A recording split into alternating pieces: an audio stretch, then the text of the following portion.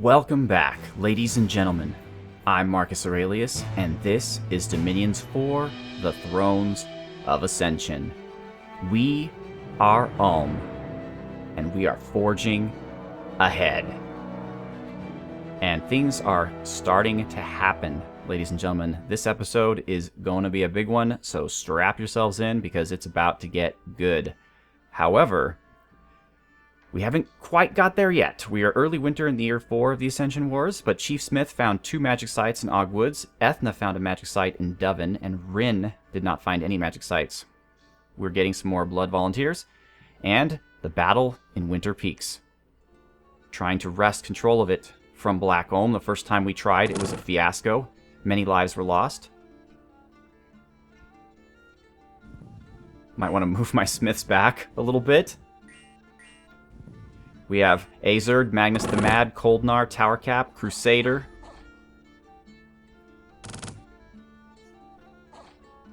They mostly have regular bowmen, so I don't think they can pierce the armor of our troops very well, but they are threatening to our smiths, especially Coldnar, who's just standing out there in the open. I mean, he's diseased, right? So he probably doesn't really have any fear of death. But still, the lines are pretty much keeping it going, though. Here's an Iron Blizzard. Nice. Legion of Stealing, more Iron Blizzard.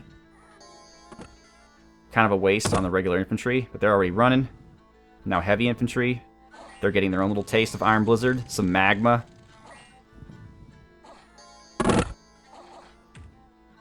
And they're running. And now we have the Black Ulm troops. And they're getting hit pretty well, but their armor's holding up a lot better than the regular guys.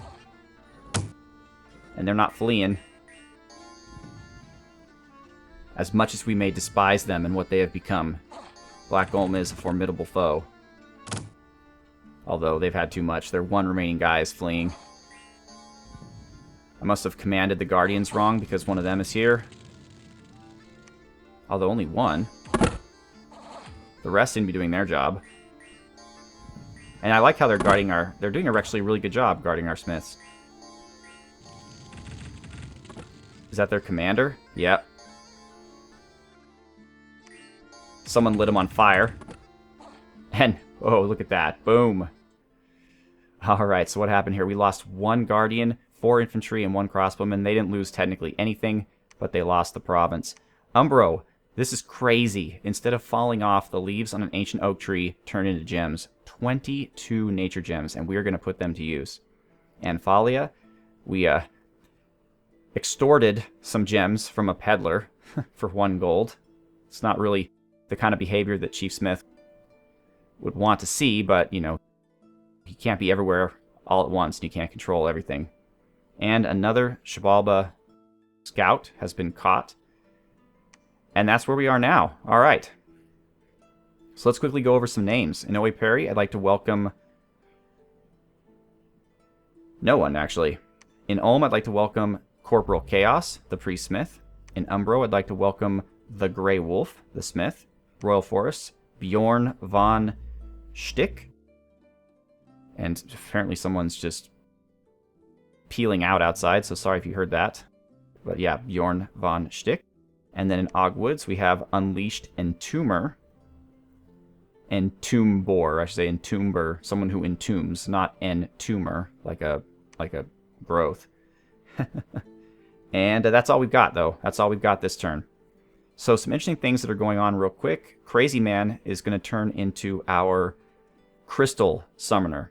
So he's going to forge crystal shields and that type of thing. I'm not sure if he'll be able to forge the crystal coins, but he will be getting one. So I've already got the earth boots on him for the 3 earth, and then we're going to get him a Starshine Skullcap and a crystal coin. So he'll have 3 astral. And if we wanted to even juice him up even more, we can give him a bloodstone, which would give him 4 earth. In previous series, Crazy Man has been the guy running around killing everything, so I thought it'd be kind of nice if in this series he gets to relax and just be the guy, the only guy who can make these really great items that no other smith is capable of making. Nidoros is going straight to the battlefield, and I have kitted him out. He's old, and he's going to be dying soon, so I thought this would be a a good way to send him out since he has 3 natural earth. I'm giving him the earth boots, which gives him 4 natural earth. The Bright Mail Halbergian, which increases his protection by 3, goes from 10 to 13, and it also has less defensive penalty and less encumbrance than his ringmail that he started off with. So that's a huge improvement, and the lucky pendant. What I'm going to do with him is very interesting. With his summon earth power, he will have 5 earth, which gives him the ability to cast a spell which doesn't require any gems, thankfully, and it's called Weapons of Sharpness, and it gives the troops who are under it enchanted weapons that do really well on the attack. So I thought that'd be a neat little addition to our forces. Alright, so full-scale attack. Full-scale attack. Arcade Knight and his entire army is moving on Runia. This army here, there's really no head leader. I guess you could say Dimitri's army, since he's the one leading the majority of the troops, is moving on Sufuria. Zox is staying put, but Winter Peaks is heading down to Gold Mountains. Now, we've got Mag here, which actually belongs to Xibalba. So there's no enemy presence here for the moment. I think, however, that I'm going to build a fortress here and an Omer. Those 2 areas I think would be perfect for fortresses once this area is a bit more secure. And that'll be a great choke point, too, against Xibalba. And it'll also give us a bit of a watch on their capital. It might take some time, because it's going to take at least 6 turns to build the damn thing, and we're not even ready to start yet, let alone do we not have the money. But we'll make it happen somehow, ladies and gentlemen. What else? What else? Oh, let's see the sites we uncovered. So in Ogwoods, we got the Sacrificial Grove, which gives a blood magic bonus of 20. I do not believe that counts, though, for item forging. So that's not really going to help us, since we're not really casting blood spells. And the Moonvine Forest, which is a Astral Pearl and a Nature Gem. And then up here, in this very precarious province, we found a Thorn Maze, which boosts Nature Ritual range by 2 provinces, which, again, not that useful to us, although it's a cool effect, and 1 Nature Gem. And Ethna's moving up to Winden to search there as well. So we're really kind of hoping on the fact that Xibalba doesn't want to tussle with us, and up to this point, that's kind of been the case. The underwater areas are ridiculous. They're all sharks, first of all. If you look at this, what do you see here everywhere? Sharks. Apparently every single one of these provinces recruits sharks, and they just don't appear to want to fight each other. And Lake of God is so far away from Ulm's lands. I mean, once Black Ulm, the city, falls, I mean, their pretender really can't do much. They really can't do much against us. And I don't think they have any temples under the water. So, it's going to be interesting. We might not even have to fight the guy. He might just die of Dominion death. Who knows? But that's everything I've got to say. I don't think there's much new to really talk about. Oh, I am forging items that I think are going to be useful for our thug/super combatant Iron Angels. I've got, right now the helms I have aren't that great, but I'm forging a dragon helm, which just increases morale. That's probably stupid, actually, because I don't think they have morale. I think they have pretty good morale, so let's change that, actually. I'm forging a Shield of Gleaming Gold, which is causes awe. And that's really, and yeah, there's nothing really that's useful to the Iron Angels that these guys can forge. What would probably be good for a helmet would actually be the one of the air helmets, if we can forge it. The one that shoots the lightning is a good one. We want to have as many attacks as possible, basically.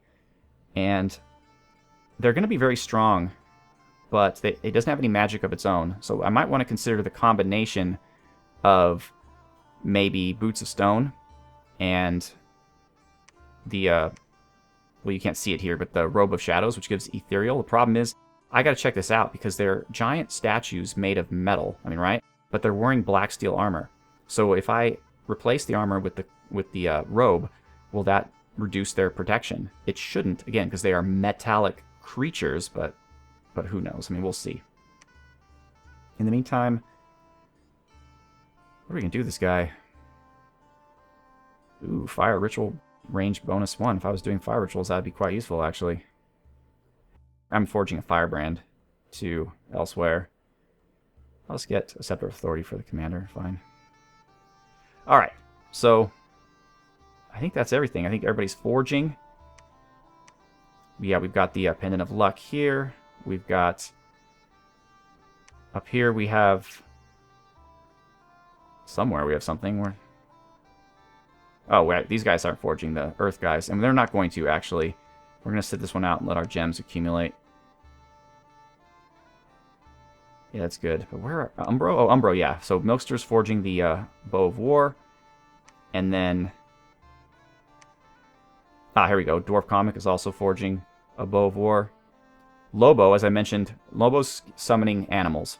So we have some troops we basically don't have to pay for that will fight for us. That's pretty good. I gave Lobo a Thistle Mace and a Water Ring.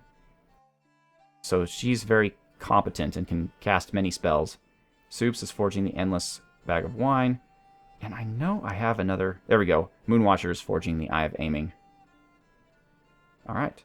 Actually, you know what? Let's give... Oh, wait. Marcus, yeah. I did the wrong thing. I moved Marcus over to here to pick up troops. But Marcus is our guy who's going to be doing the flying. So, actually, what I want to do is go to Chief Smith and take those shoes away. Might as well give you Earth Boots, since you're going to be casting some Earth spells for us soon. He is forging a crystal coin, as I mentioned, for Crazy Man. And Marcus, you are going to get the shoes. And I actually want you to stay alive, so we'll give you that and that too. So now you block 50% of incoming attacks, and you'll also have luck in the battle, in addition to inspiring. Although really, I don't know if inspiration's the best skill for you, because you're not going to have a very large army. You're just going to have a few of these griffins. Wow. A few of these very expensive, expensive griffins. Oh man, I started recruiting all black steel, by the way, folks. Although I'm not sure still if it's the right idea, because as you can see, I'm not really getting that many troops. I would get, you know, a lot more troops if I went back to regular steel. But we'll give it a try. Alright, but this episode is going to be super long if I don't shut up now, so let's do it. Let's end the turn. And let's see how all of our battles go.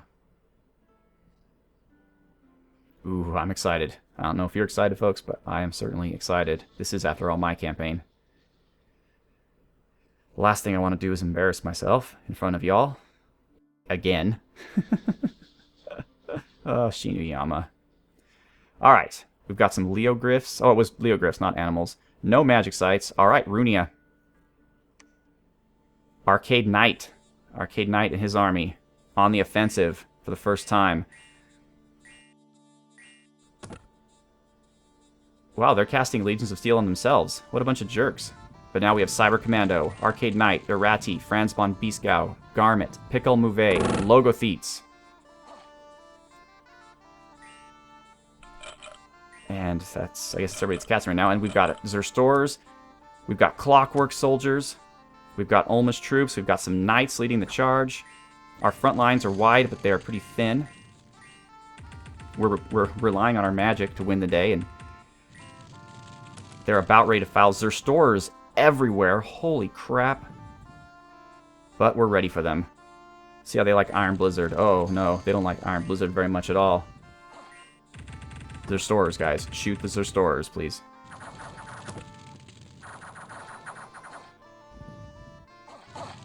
Okay, we're magma erupting. We're doing the best we can here. The Zerstors seem to be impervious to our Iron Blizzards. But some of their troops are already fleeing. We've got more Pikeneers coming in. What kind of morale do these guys have? 8? Alright. They might fall, it's possible. They have a Scorpion Beast backing them up. And, ooh, Fire Elementals on the attack. I don't know what the heck happened here. That's a pretty huge Fire Elemental. And some of our guys are fleeing. I'm not liking the sound of that.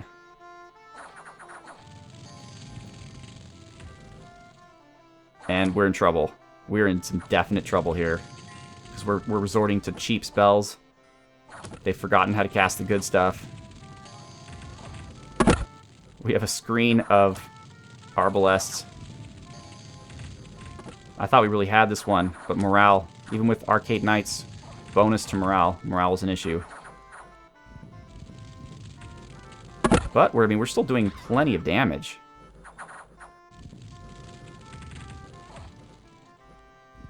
The armies of Black Ulm are routed. Holy crap, what a battle.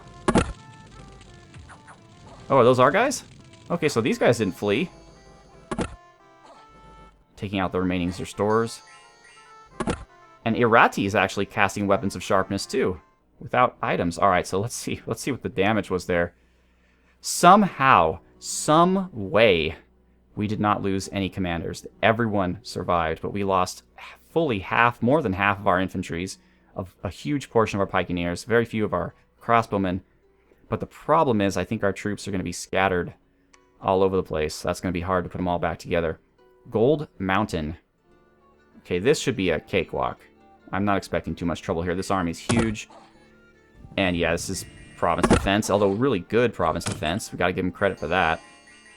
A lot of heavy cav heading our way. They didn't get off a very good charge, though, to be fair. We're Iron Blizzarding them. Magma eruption, of course, as always. And the Cavs fleeing. Okay, I guess I have some more misordered Guardians, but they're doing a good deed for me here. They're routing the Black Ulm infantry. So now all they've got left is their undead. And quite a few of them, but we're now banishing. That's Crusader doing that, and Endlord, Azerd and Crusader again. Stalkers erupting magma. And someone's casting Phantasmal Warriors. I guess that must be Koldnar. So this one was a romp. We lost 1 Guardian, 3 Infantry, 2 Crossbowmen. We took out a Bane Drinker. Huzzah! And we didn't lose anyone in terms of commanders. Finally, Sufuria. This is kind of Dimitri's army. Stalkers in here. We've got...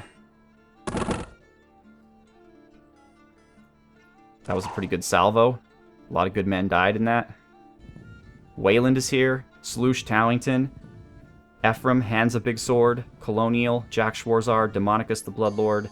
Akros, Gru Schwarzklinge, Reus Strom, Platinum Black, Overlord, Hannah Banana, Jean-Luc Picard. Who isn't in this battle? Oh, they got some ogres helping them here. And some Jaguar tribe. Man, we are very commander heavy. We're all officers and no soldiers. And here comes the rush. Oh, that just slaughtered the Black Ulm troops. Oh, more in their face. Magma eruptions going all over the place. Killing our own guys. That's unfortunate. Fireball. That didn't really do any good either. Still, we broke through the front line. We're heading down to the second line. We've got lantern bearers that need a little bit of love. Come on, guys. I like Magma Eruption. It's fine, but where's the Iron Blizzard? There we go. That was Overlord and Jean-Luc Picard, although who they're aiming at, I have no idea. Looks like our troops are fleeing. Are you fleeing?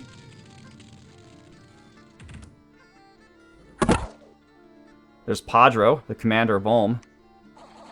Oh, damn it. Come on, guys. Even with the morale helmet, our morale is just terrible. We never stay in the fight.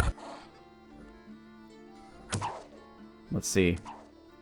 Yeah, they broke at 8. 8's still pretty decent.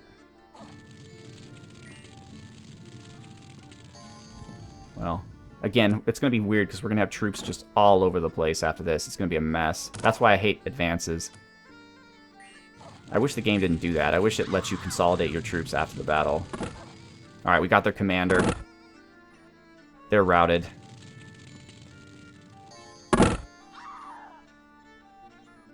Whoa, we're fighting there. Oh, there's somebody. Let's take this jerk out.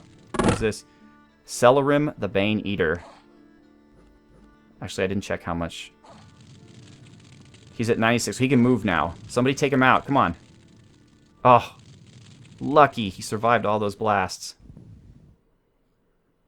Iron darts don't do anything. Blade wind. That got him. Done. Celerim the Bane Drinker. Or Bane Eater. Or Bane Imbiber. Done. Out of there. Okay, what happened in Sufuria? Again, all of our commanders somehow miraculously survived. Our infantries were pretty cowardly. Only 17 died, and yet they still ran. But the 114 crossbowmen really held up for us. We took out 106 of their units. I didn't even look and see how we did in the other battles in that respect. We just took out the Bane Drinker there, but in Runia we took out 66. Oh, shoot. Batman. He's dead. Oh, wait, no. No, he's dead, though, because he was surrounded by... Oh, well, actually, he could have got back into one of our... If it happened after we conquered the provinces... It did. Batman survived. Wow. Wow. So yeah, here's a few guys here. Not good at all. Should give them to Irati to guard him. And Franz von Beaskow lost his guards too. Chief Mikey has a couple guys here. Luckily, since they were behind everybody else for some reason, we're going to give those over to Wombat.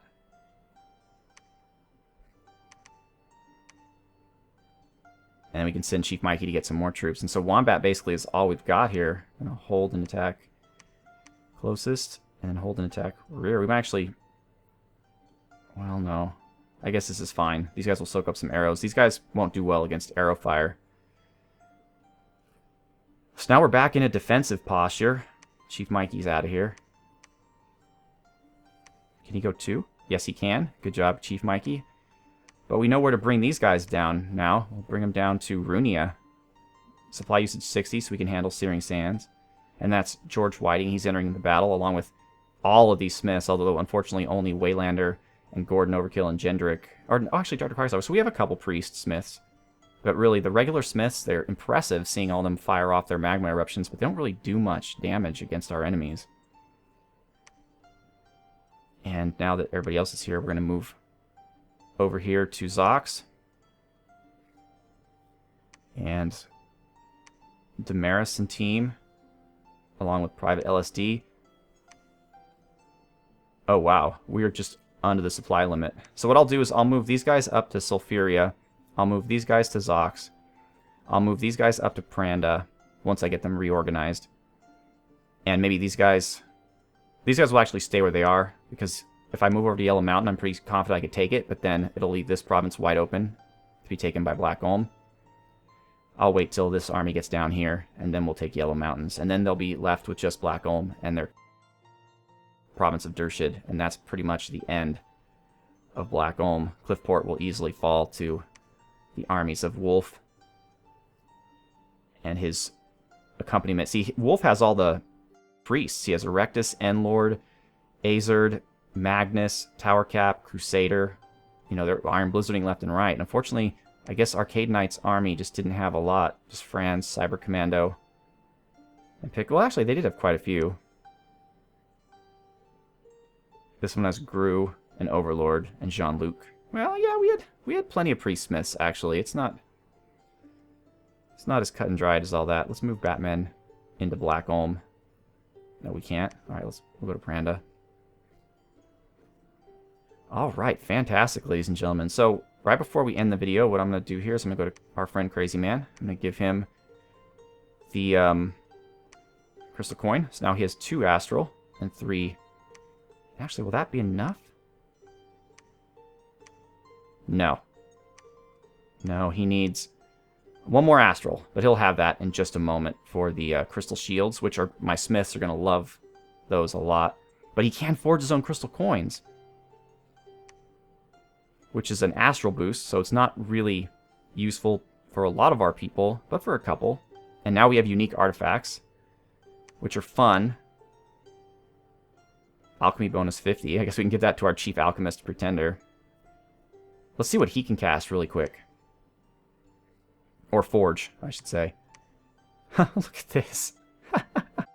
We got Olcan Scepter. It's pretty nice. Ember. We can't do the Unquenched Sword. Winterbringer's great.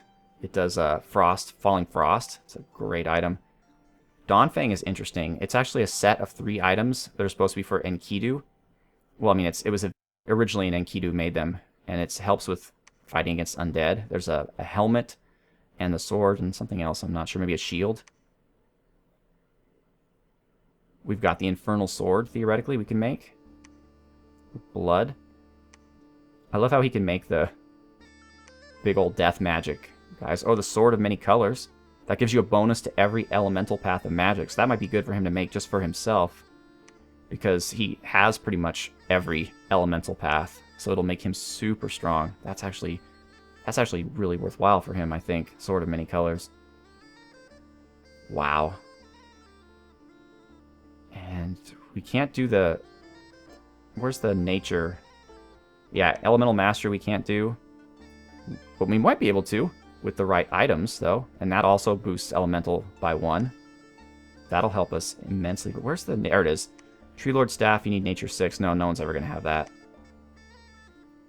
We can do the Shield of the Dawn. That's the one that goes with the hat and the sword. The Barrier, it's a great shield. The Scutata Volturnus, which gives you shock resistance and shocks people that attack you. That's pretty good. Lantern Shield's interesting. It summons corpse candles and causes fear. So that's an alternative to the Horror Helm. But I like the combination of the Horror Helm and the Awe Shield, usually, because that makes you nigh untouchable. And wow, just look at this, folks. Look at the cornucopia of items that we can create here. Tome of High Power, Air and Astral bonus. That'll be good for our smiths who have Air and Astral. Igor Conehelm. That actually doesn't do much. It just gives you Corpse Man construction bonus. Tome of Gaia, Nature and Earth bonus. That's also pretty good for Chief Smith. The Green Eye. It gives you a penetration bonus of 2, so that's good against magic resistance. Black Book of Secrets, Death and Blood bonus. We're probably not going to be forging this one. Well, it might be useful for Lobo. Tome of the Lower Plains, Blood Magic bonus. Nethgul. Oh, I thought Nethgul was a death. He's actually a star spawn, so it's astral and water. He can cast powerful spells, so any commander who has that gets powerful spells cast. But I think it also curses the commander or horror marks them, which is pretty spooky. The Ruby Eye, Fire Magic bonus 1. So, anyways, guys, the sky is the limit now. We can pretty much forge most every artifact in the game. And now we're just about ready to get our mechanical militia up, too, which will make us a little bit more defensible, especially in these provinces here where we don't have much in the way of armies. So once again, I am Marcus Aurelius. I would like to thank you so much for watching. We are Ulm, and we are forging ahead. Have a good one.